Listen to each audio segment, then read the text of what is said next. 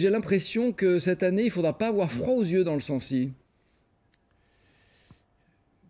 Effectivement, il va pas falloir être frileux, mais c'est vrai que toutes les stations doivent avoir une offre de plaisir, de loisirs assez large et aussi diversifiée que possible.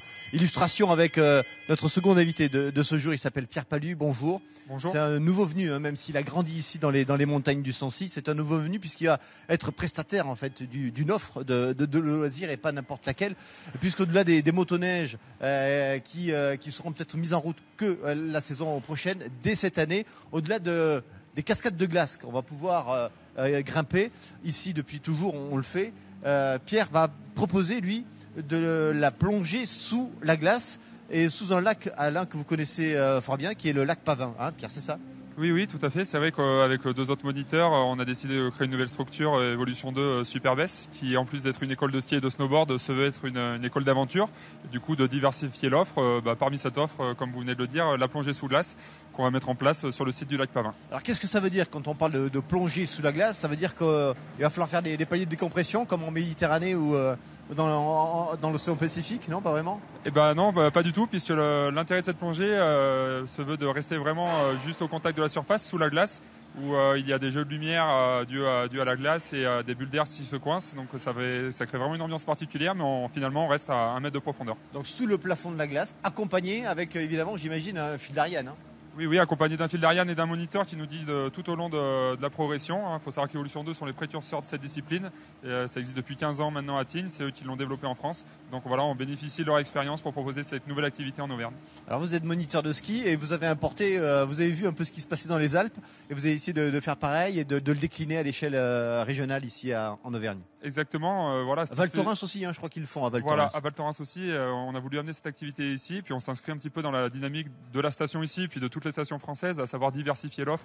On a une clientèle qui ne fait pas que du ski, qui souhaite un petit peu faire d'autres activités durant leur séjour, donc on s'inscrit complètement dans ce programme-là. Mais qui peut être assez fou pour qu'un hiver, lorsqu'il fait moins 10, avoir une idée d'aller sous l'eau glacée? C'est vrai que ça paraît être un petit peu un sport extrême, mais ça l'est finalement pas tant que ça, puisqu'on utilise des combinaisons étanches où on reste habillé en dessous. En fait, c'est un vide d'air qui crée l'étanchéité.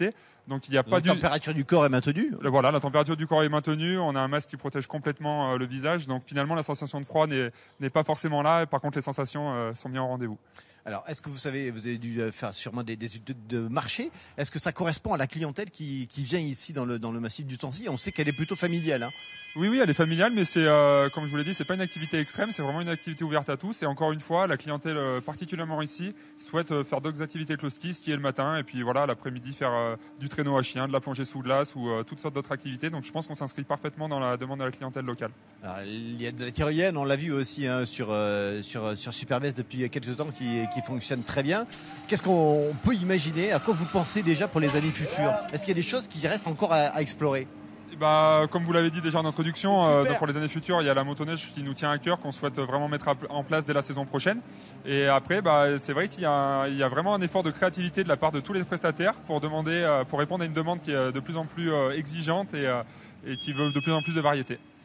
Donc début de la saison, dès qu'il y a de la neige et du froid surtout pour vous, hein, pour ce qui concerne la glace, il faut maintenant que les températures chutent littéralement. Hein. Ah bah oui, c'est sûr qu'on attend la neige avec impatience et les températures hivernales pour pouvoir lancer à la fois l'école de ski et l'école d'aventure. Donc on attend les premiers flocons avec impatience. La glace, il faut qu'il y ait vraiment une épaisseur particulière ou pas?